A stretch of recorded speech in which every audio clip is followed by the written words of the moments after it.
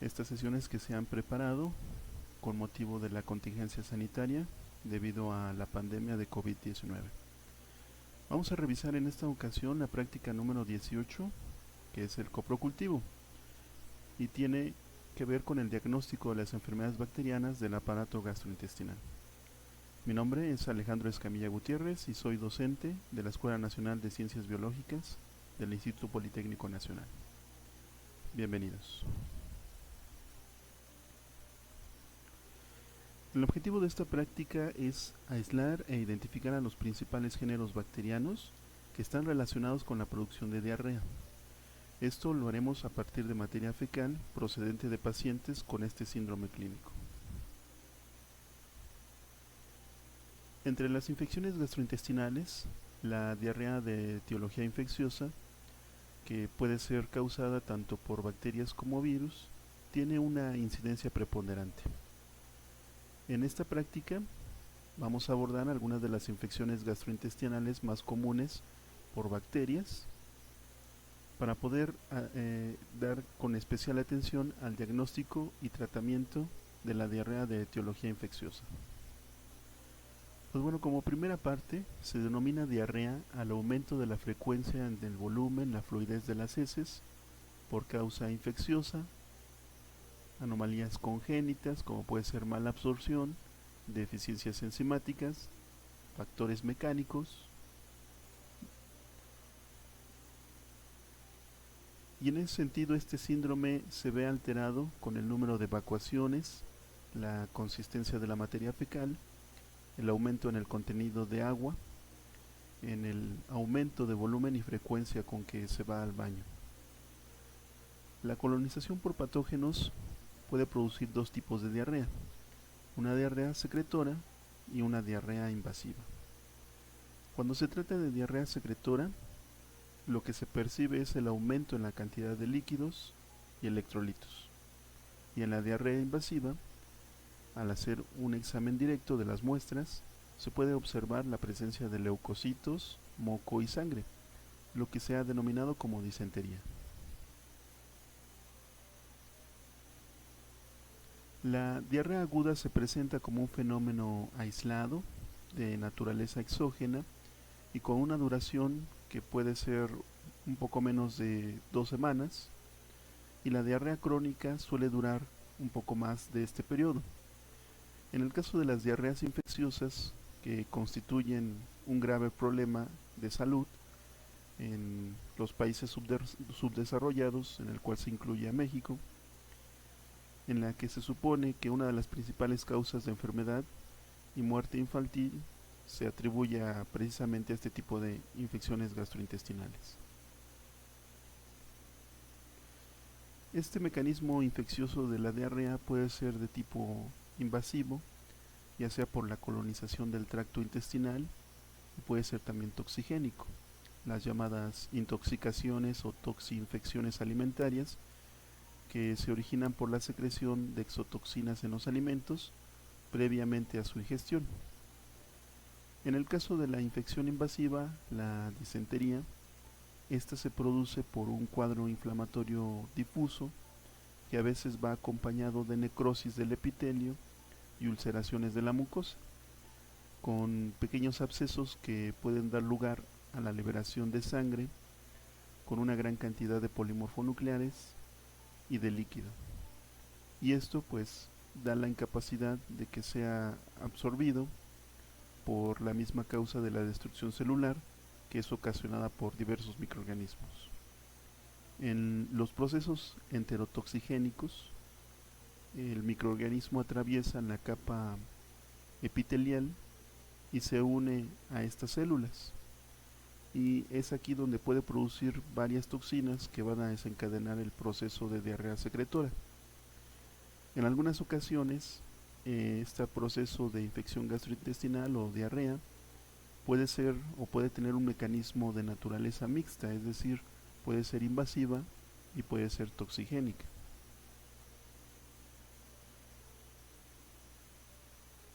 Con respecto de la materia fecal en el adulto, en un adulto sano, esta materia contiene gran cantidad de microorganismos, como pueden ver aquí en esta lámina, Esta biota comensal se puede localizar principalmente en el colon y en la parte terminal del ilion.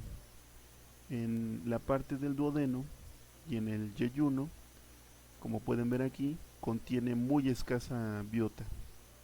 Y el estómago, que hasta hace algunos años se consideraba un ambiente estéril debido a su pH, ahora es bien conocido que puede estar también colonizado por algunas bacterias, como es el caso del Helicobacter pylori. Esta biota fecal es importante para el organismo, esto por la síntesis de determinados nutrientes que ejercen precisamente una función protectora y que impide precisamente el crecimiento de otros organismos patógenos.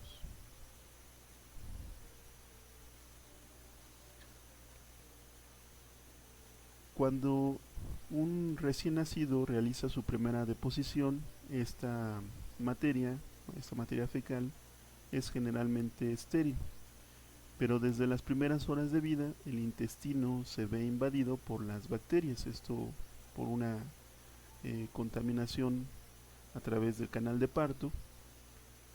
La biota fecal del lactante se constituye principalmente por bacterias anaerobias, gram positivas, y en una muy pequeñísima proporción por Escherichia coli, por Enterococcus fecalis, y en la medida que va creciendo esta persona, las heces del niño y del adulto contienen ya una biota más heterogénea en la que los anaerobios constituyen ya una fracción predominante. Estos pueden ser gram positivos o gram negativos, como puede ser Clostridium, Bacteroides, Bifidobacterium, Eubacterium, Bellonella, entre otros. A veces este equilibrio de la biota se puede alterar por la administración de antibióticos, por el sobrecrecimiento o intrusión precisamente de algunos microorganismos patógenos que puede dar lugar a este desequilibrio que puede ocasionar estos problemas digestivos. Los patógenos intestinales capaces de provocar un síndrome diarreico puede ser muy amplio, pueden ser bacterias, virus, hongos, protozoarios y helmintos. En esta ocasión vamos a hacer una revisión muy general de las causas bacterianas. En ese sentido, las bacterias solamente son responsables de un cierto porcentaje, podríamos decir que de un bajo porcentaje de gastroenteritis. Vamos a revisar entonces algunas de ellas. Con respecto de los tipos de diarrea, podemos tener varias clasificaciones, una con base a la duración, que como bien mencionábamos al principio en la parte introductoria, puede ser menor o mayor a 2 semanas. En el caso de las diarreas agudas, estas son menor a 2 semanas. En aquellas que son persistentes, el tiempo se alarga a estos 14 días. Y en aquellas que son padecimientos ya crónicos, se consideran que son diarreas ya de una duración mayor a 30 días. Y veíamos también que con base en la patogenicidad, este tipo de diarrea puede ser líquidas o secretoras, y esto está dado por enterotoxinas que poseen los microorganismos, o disentérica, y esto en relación a los microorganismos invasivos. También puede darse esta otra clasificación de diarrea, que como ustedes pueden ver en su manual de prácticas en el cuadro 21, puede darse la clasificación como aquella que es adquirida en la comunidad, en la cual se incluye a la diarrea del viajero, la diarrea nosocomial y con respecto a la que ya hemos detallado anteriormente, que es con base a la duración. Con respecto a la sintomatología que podemos ver en la gastroenteritis, tenemos varios síntomas, como es el tenesmo, el pujo, cólicos abdominales, inapetencia, y se pueden observar heces con sangre. Los síntomas, todos estos anteriores, pueden variar desde una sintomatología muy leve hasta un cuadro muy grave, que puede ir acompañado de la diseminación sistémica de los microorganismos, y esto se puede observar, se puede medir mediante el cuadro febril que se puede presentar en alguna de ellas. Tenemos pues que hay varios agentes etiológicos, están involucrados algunas enterobacterias, protozoarios, algunas otras bacterias gram negativas, oxidasa positivo, algunos que pueden provocar fiebre, u otros que pueden provocar la atrofia gástrica, como podemos ver aquí en el caso de Helicobacter pylori.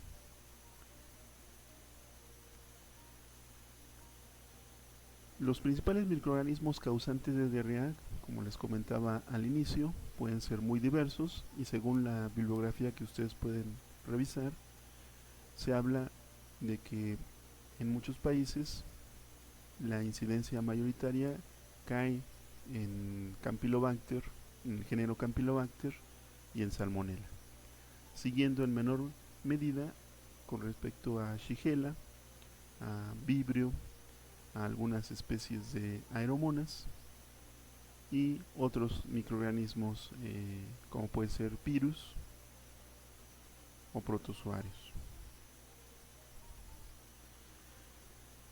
La etiología en México no es muy diferente de la que se observa en el mundo, y esta está causada tanto por enterobacterias, como podemos ver aquí en esta diapositiva, como es Escherichia coli, las cepas enterotoxigénicas, Shigella, Salmonella, Yersinia, y puede darse también por cepas del género Vibrio, con Campylobacter, y aeromonas en algunos casos.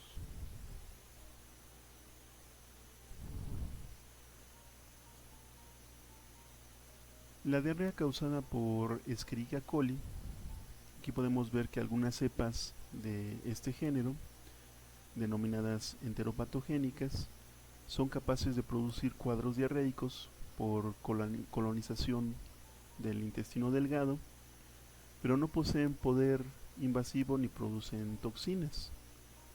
Y aquí podríamos ver que la acción consiste en la destrucción de las microvellosidades, la adherencia de este tipo de microorganismos a la superficie luminar, y en ese sentido son las causas principales de enteritis epidémicas, sobre todo en la población infantil. Tenemos otras patotipos, como podemos ver aquí en esta lámina, y como ya habíamos revisado anteriormente en la parte de teoría, que hay cepas que son enteroinvasivas. Estas sí pueden penetrar a través de las células epiteliales del intestino de forma muy semejante como lo hace Shigella, y producen precisamente un cuadro clínico muy similar a lo que es la disentería basilar. La capacidad de producción de toxinas por algunos otros patotipos, como son las enterotoxigénicas, dan lugar a diarreas de tipo colérico por la activación precisamente de la adenilatociclasa y la secreción de fluidos con pérdida de agua y electrolitos.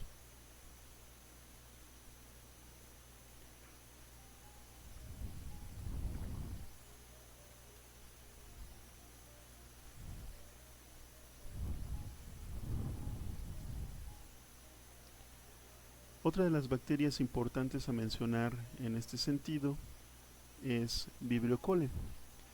Este agente pues es el causante de cólera, que es también una enfermedad diarreica aguda. Esta diarrea se debe principalmente a las enterotoxinas que elaboran previamente a que éstas colonizan precisamente el intestino delgado. La infección también se puede dar en portadores asintomáticos, en donde causa cuadros leves de diarrea, o bien el cuadro clásico, que comienza de forma abrupta, de manera aguda, con una diarrea acuosa que es profusa, donde no vamos a observar donde no vamos a observar precisamente dolor abdominal y no vamos a poder ver la fiebre.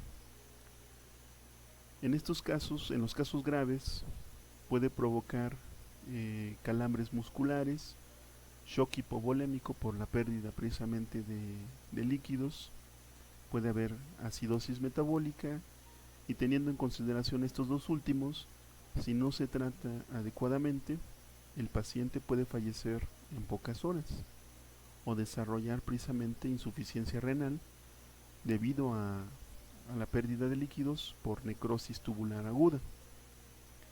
En este sentido, la otra especie de este género, que también es muy importante en este tipo de infecciones gastrointestinales, es Vibrio parahemolíticus, que es un microorganismo halofílico que con frecuencia podemos encontrarlo en el agua de mar y se ve depositado en los fondos marinos en ciertas temporadas, sobre todo la temporada invernal.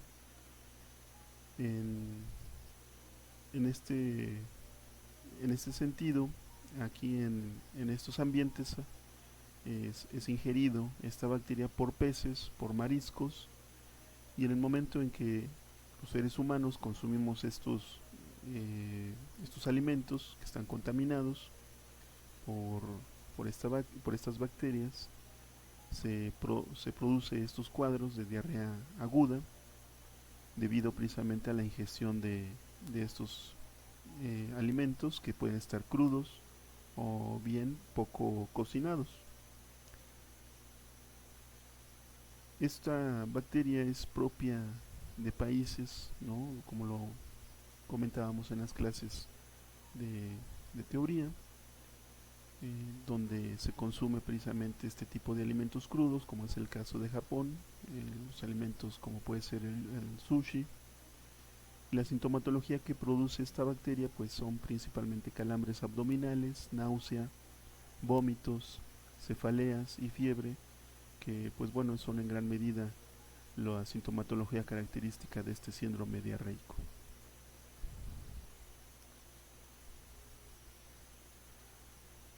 Tenemos también a esta otra bacteria que es parte de la familia Enterobacteraceae,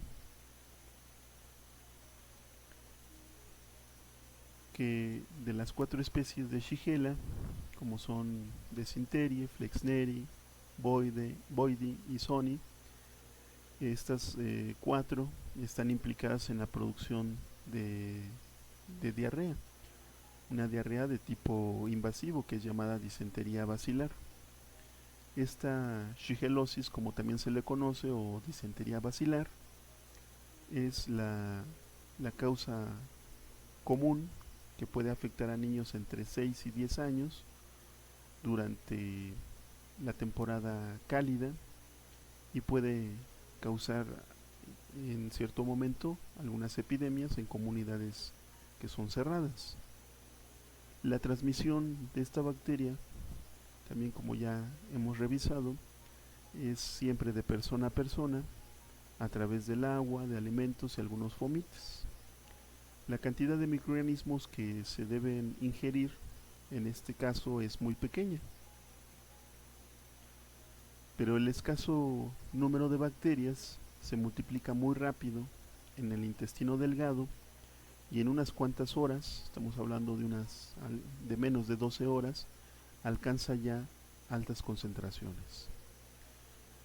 Con respecto de esto, rara vez penetran más allá de la submucosa, por lo que la bacteriemia son cuadros muy excepcionales y los cuadros clínicos que se caracterizan en esta enfermedad, en esta shigellosis o disentería basilar, es de igual manera fiebre, dolor abdominal de tipo cólico y generalmente este tipo de diarreas, sobre todo por las que son por la especie Sony, son generalmente autolimitadas, duran entre 1 y 2 semanas y a veces son asintomáticas.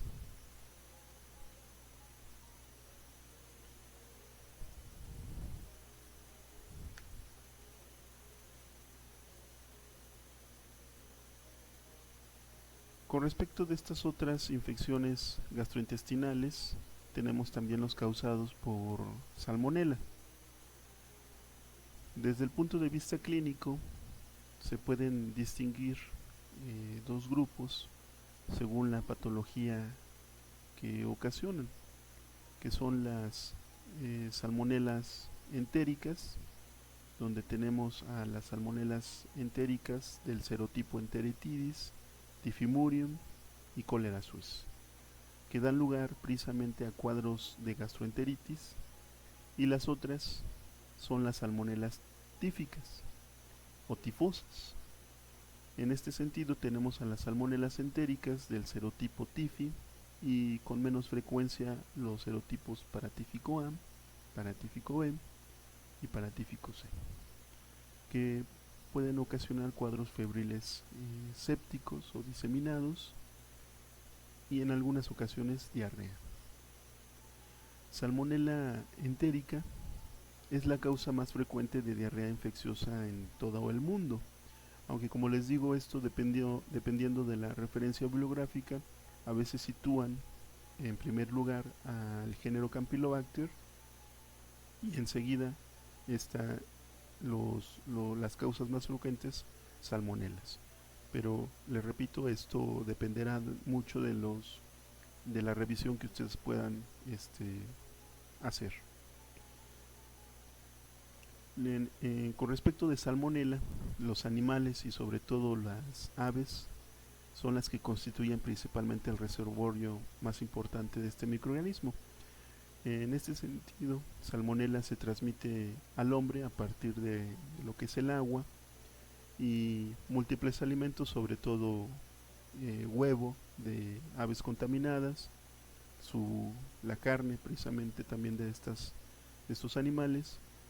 Lo podemos encontrar también en mariscos, y la causa desencadenante de la diarrea en este caso es la invasión de la mucosa del intestino delgado con la consiguiente lesión del epitelio y en este caso es junto con la producción de una enterotoxina.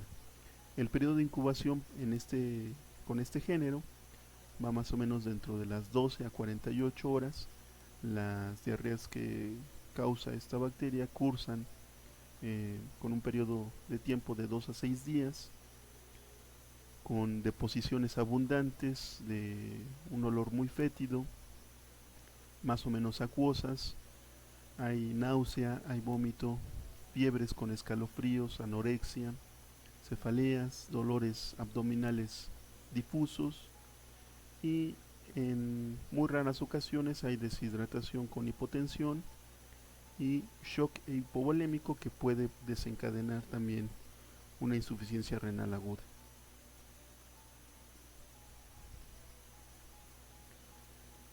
En el caso de Campylobacter, en este sentido, la especie más común o la que es la causa más frecuente de diarrea es la especie Yeyuni.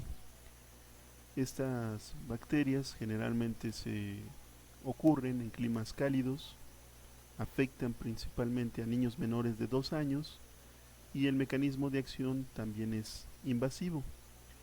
Se ha comprobado también que estas bacterias producen una toxina termoestable y la epidemiología es muy semejante a la salmonelosis, en el sentido de que los brotes que suelen ocurrir generalmente son por la contaminación de diversos alimentos, como es la leche, agua y algunos otros alimentos de origen animal.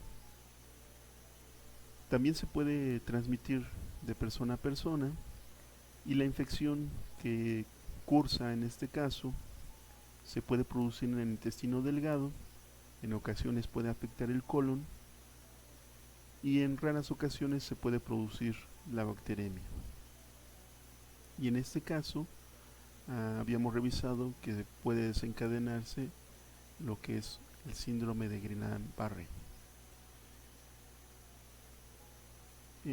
Con respecto de la infección gastrointestinal, es algo frecuente un episodio agudo de diarrea que puede ser de pocos días, de corta duración que a veces no afecta el estado general y algunas otras ocasiones cursa con fiebres altas, con escalofríos, con dolor abdominal, con mialgias, con diarrea acuosa y sanguinolenta, esto sobre todo en niños. Y este tipo de procesos en ocasiones también llegan a ser autolimitadas.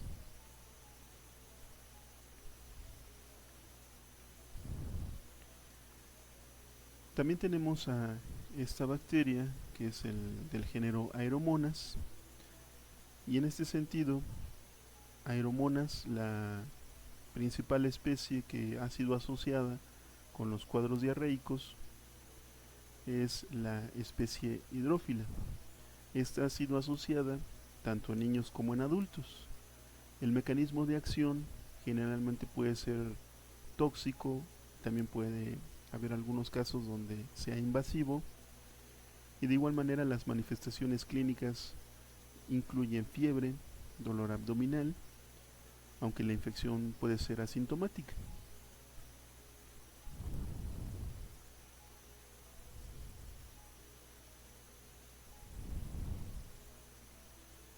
El tratamiento, bueno, antes de dar estas cuestiones con respecto del tratamiento, hay otro tipo también de diarreas que son causantes, por ejemplo, también por Yersinia, aunque la incidencia es muy baja, es casi menos del 1% de las diarreas bacterianas. Se encuentra también en alimentos, sobre todo en productos cárnicos, en leche y sus derivados. Con respecto a esta bacteria de este género, los serotipos O3 y O9 son los más abundantes y producen una diarrea con dolor abdominal, fiebre, y a veces la diarrea puede presentar moco, y puede también imitar a lo que es una disentería bacilar. Una diarrea acuosa, sanguinolenta de breve duración, o también se puede ocurrir como una apendicitis aguda. Otras bacterias que también pueden provocar diarrea es el caso de Staphylococcus aureus, que causa una diarrea aguda, acuosa, que no son complicadas generalmente, y esto en gran medida es consecuencia de la ingestión de enterotoxinas que se producen en mayonesas, en cremas, en pasteles. También se ha implicado en lo que son diarreas postantibióticas. Otros géneros de bacterias que están involucrados en desencadenar estos síndromes diarreicos, tenemos también a Plesiomonas y a Clostridium difficile, que en este último caso la diarrea es debido a las toxinas que se presentan en este tipo de infecciones. Con respecto del tratamiento, debido a que muchos procesos del síndrome diarreico son autolimitados, generalmente no se dan antibióticos.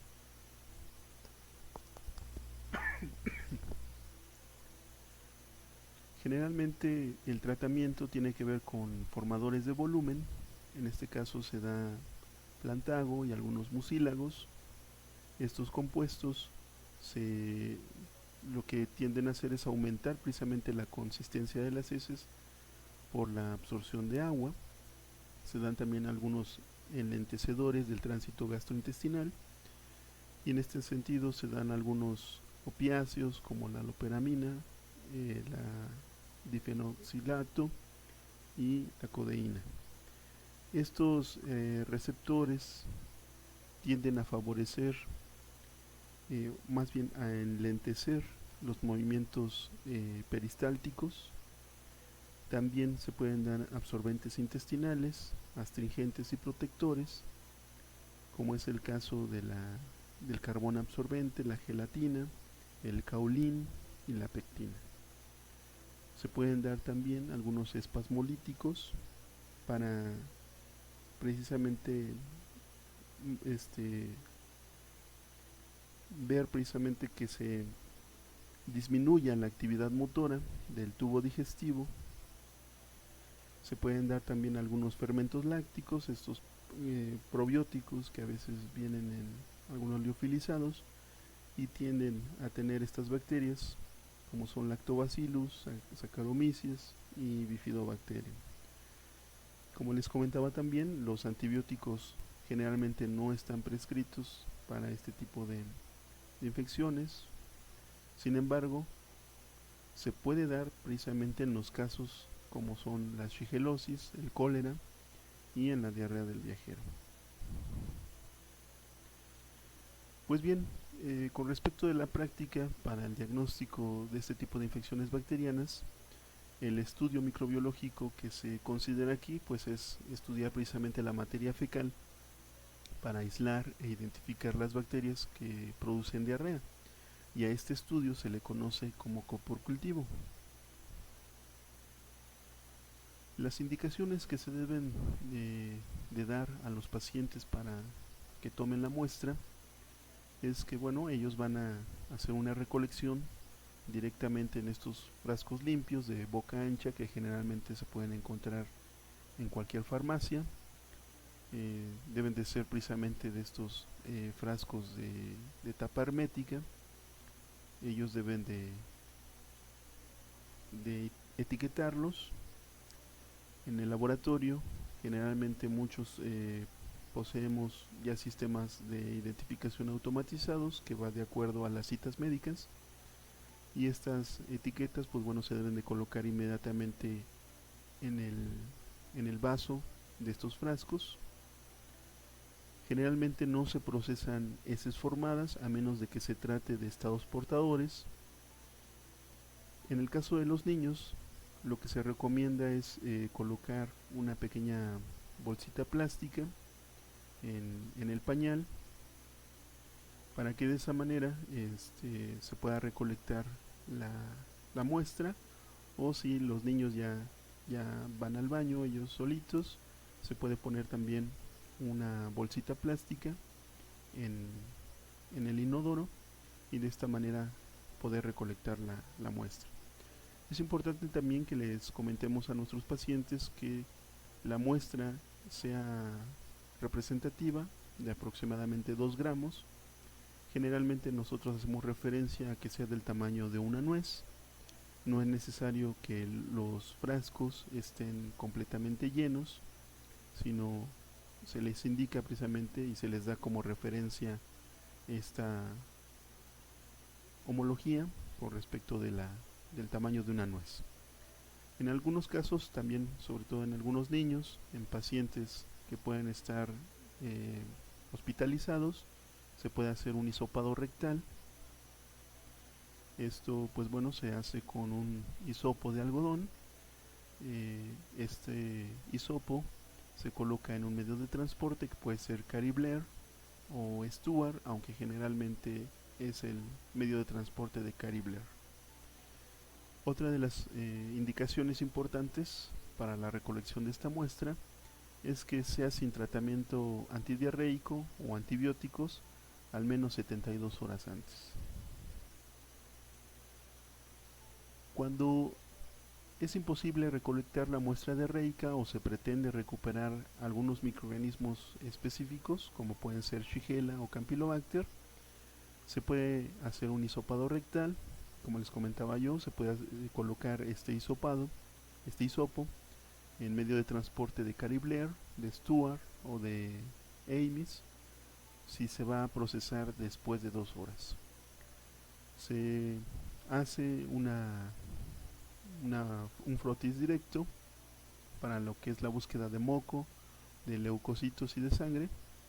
Si lo que se va a buscar son rotavirus, esto pues bueno se maneja aparte y se realiza una suspensión en una solución salina de fosfatos que se puede congelar para la búsqueda de agentes virales. Y para el examen coproparasitoscópico se toma en otro frasco y pues bueno se envía a la sección de parasitología para que ellos hagan la revisión de parásitos en este tipo de muestras. Con respecto del estudio integral para hacer la identificación de agentes gastrointestinales que causan la diarrea. Generalmente, como pueden ver en esta tablita que se encuentra también en su manual, a partir de la muestra fecal se hacen algunas siembras en algunos medios de cultivo. Se puede hacer eh, enriquecimiento de la muestra si se trata de sospecha de, por ejemplo, vibrio, de salmonelas, y se hace posteriormente algunas resiembras, y una vez que se observan los medios de cultivo pueden hacerse la siembra de pruebas bioquímicas, y esto pues va a depender también de los recursos de cada laboratorio. En algunos puede ser muy extensiva la, la capacidad de los medios que se ocupan para la identificación de estos agentes, y de igual manera las pruebas convencionales, las pruebas bioquímicas para la identificación de estos agentes. Algunos pueden ocupar pruebas convencionales, otros pueden ocupar pruebas semiautomatizadas como son las pruebas del enterotubo, de API. Otros laboratorios pueden ocupar sistemas más grandes, sistemas que incluso siembran los medios de cultivo, preparan las galerías para la identificación bioquímica, e incluso algunos ya ponen los discos de sensibilidad antimicrobiana para hacer precisamente las pruebas de susceptibilidad a los antibióticos. Pero como les comento, pues la elección de los medios depende en gran medida de los recursos que te posea el laboratorio, del número de muestras que se lleguen a procesar, es decir, la productividad misma que tenga el laboratorio. No va a ser lo mismo un laboratorio grande que se encuentre en un complejo hospitalario, como son los centros médicos de siglo XXI, por ejemplo, o los centros médicos que se encuentran en la raza, que son hospitales muy grandes que atienden a una gran población. Y en este tipo de lugares pues sí se recomienda, por ejemplo, la, la infraestructura ya de sistemas automatizados, ya más grandes. Pero si estamos hablando de un laboratorio pequeño, pues ellos estarán echando mano de pruebas convencionales para la identificación de estos agentes.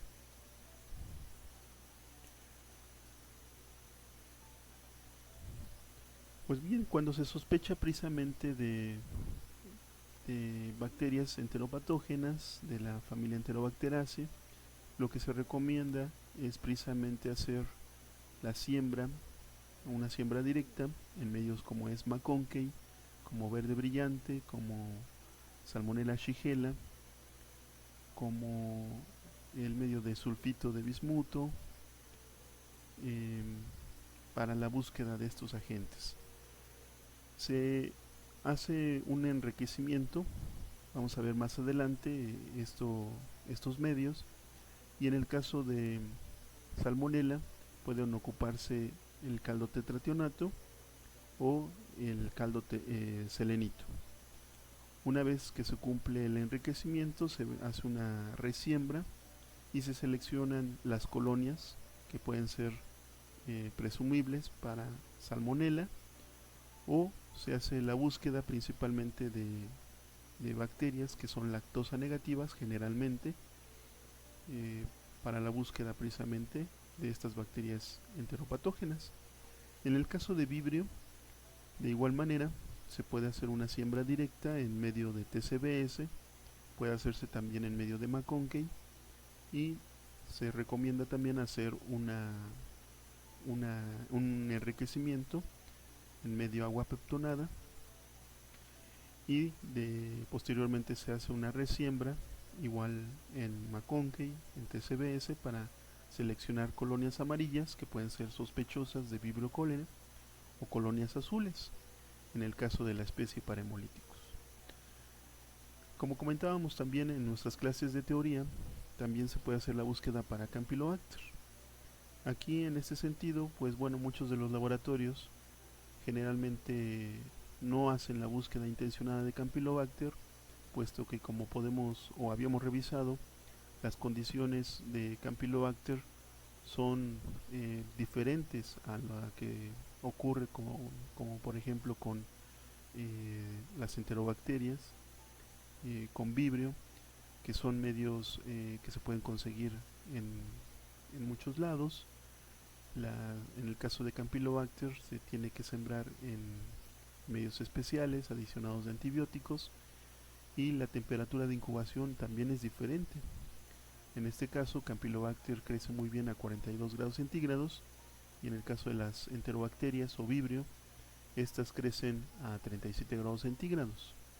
La atmósfera también es un factor por cual muchos de los laboratorios a veces no identifican de manera convencional o de manera rutinaria el género Campylobacter. El género Campylobacter, como yo les mencionaba, se incuba en una atmósfera microaerofílica, y esto, a diferencia de las otras bacterias enteropatógenas, pues bueno, esto resulta entonces en una limitante. Muy bien, pues para la identificación de las enterobacterias, esto, como les comentaba, puede hacerse dependiendo de los recursos que se den en muchos de los laboratorios. Se puede ocupar simplemente pruebas bioquímicas básicas para la identificación de las enterobacterias.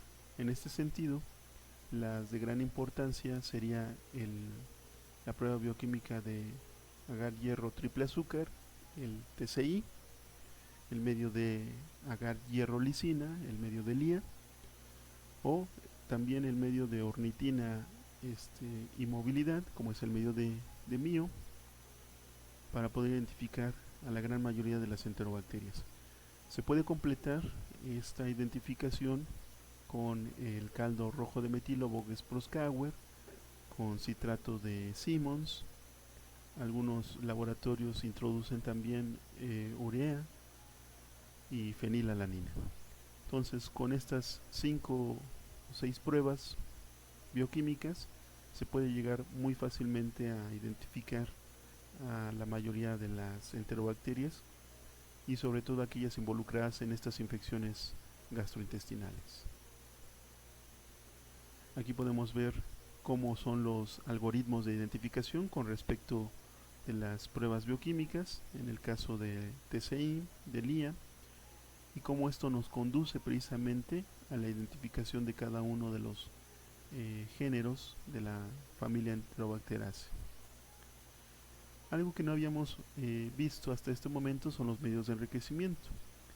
En este caso, el medio de agua peptonada, alcalina, en donde se ve favorecido el crecimiento del género Vibrio, el cual crece muy rápidamente en este medio, que es un medio muy básico.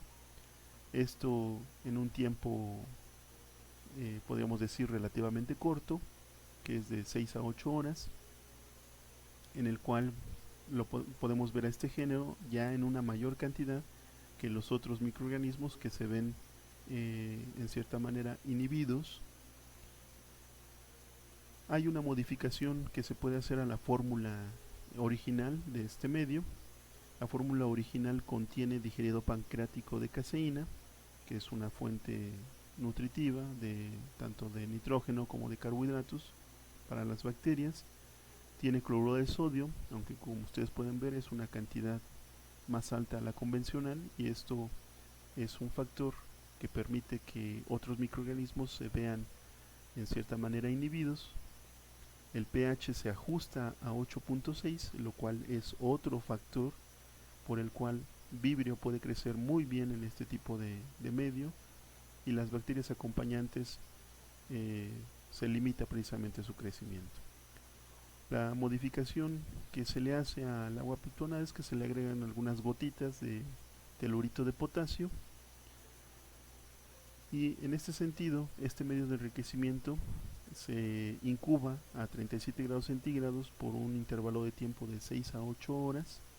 No debe de ser ni menos ni más tiempo, menos porque no vamos a lograr entonces que se enriquezca este caldito con la presencia de Vibrio, y no más de 8 horas, porque al término de estas 8 horas pues también las bacterias acompañantes ya empiezan a proliferar y entonces ya no vamos a poder seleccionar, si es que había en esta muestra, al género Vibrio, que podría estar o ser la causante del proceso diarreico o el proceso de la infección gastrointestinal.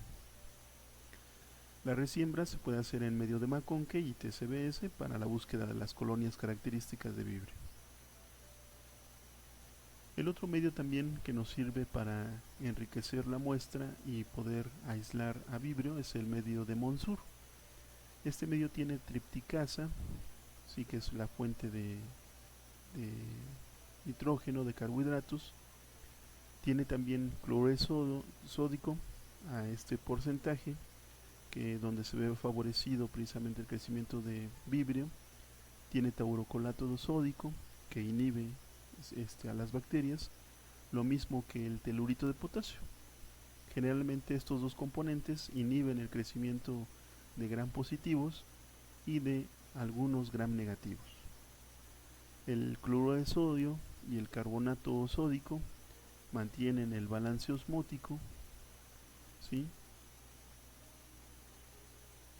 El telurito que se le adiciona a este medio de Montsur es una solución que se prepara al 1% y a partir de esta solución se le agrega al litro que preparamos de medio de Montsur, a la base, se le agrega medio mililitro y se ajusta el pH. En este caso se sugiere por la casa comercial que se ajuste a 9.2. El enriquecimiento, de igual manera que el caldo agua peptonada, se debe de dar en un intervalo de tiempo de 6 a 8 horas. Y de igual manera se recomienda hacer la resiembra en medio de McConkey, en medio TCBS. El otro medio de enriquecimiento que nos faltaba también ver es el caldo tetrationato de sodio, la base de Müller en primera instancia diseñó y modificada posteriormente por Kaufmann. Este medio contiene tiosulfato sódico, que es el que nos va a dar la parte inhibitoria, ya que al agregarle el yodo se va a formar precisamente el tetrationato, que esa va a ser una de las fuentes de inhibición en este medio, junto con las sales biliares. Y hay una modificación también que se puede hacer a este medio, en el cual se le agrega verde brillante. Esto para seleccionar precisamente a bacterias como son salmonelas. Una de las indicaciones y recomendaciones que se da para este medio es que una vez que se agrega la solución de yodo yoduro, no debe de pasar más de 2 horas para que inoculemos el medio. Si no, pues esto ya no va a servir. En este caso, el tetrationato que se forma va a tener un efecto inhibitorio con respecto de las bacterias que tengan esta enzima tetrationato reductasa, como es el caso de las salmonelas, pero también hay otras bacterias, como el caso de Proteus, que tienen esta enzima, la tetrationato reductasa, y para poder inhibir el crecimiento de Proteus se le puede agregar novobiosina al medio en una concentración de 40 miligramos por litro. Se aconseja que este medio se incube de 12 a 18 horas. También es importante respetar este tiempo para poder precisamente enriquecer la muestra y poder aislar, en este caso, el género Salmonella. Las resiembras que se recomiendan se pueden hacer en agar Salmonella shigella, en agar XLD, en agar verde brillante, en agar entérico de Ecten o el medio cromogénico de Rambach.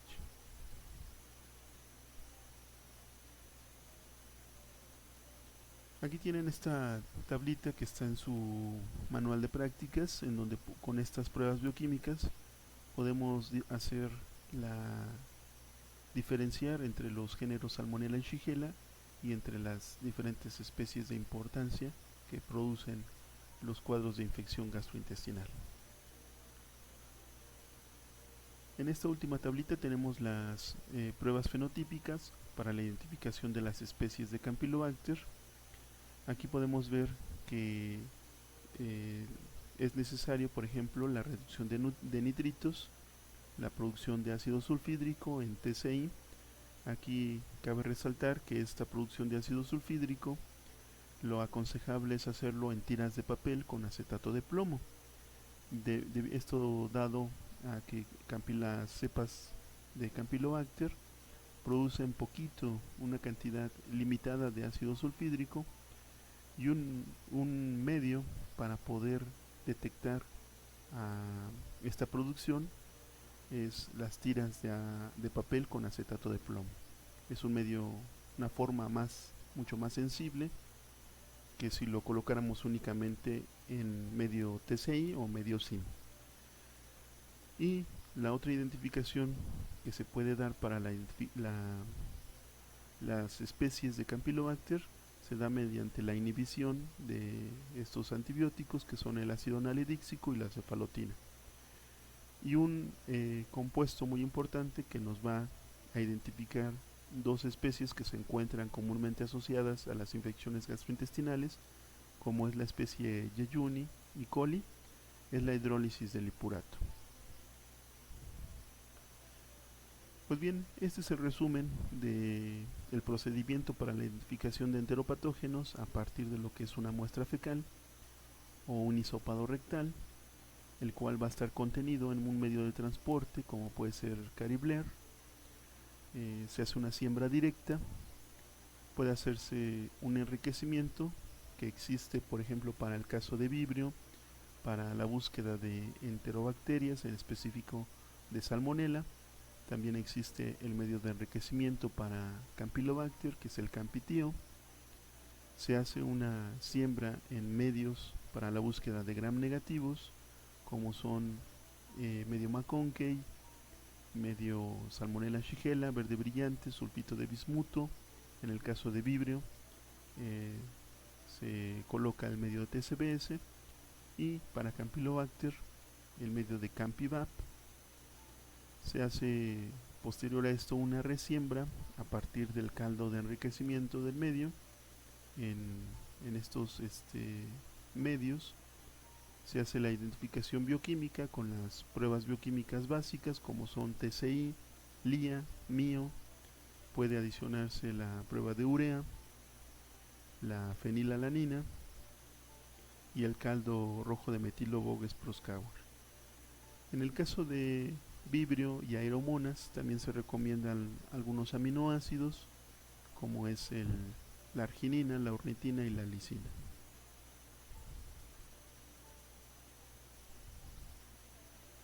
Muy bien, pues con esto llegamos a la parte final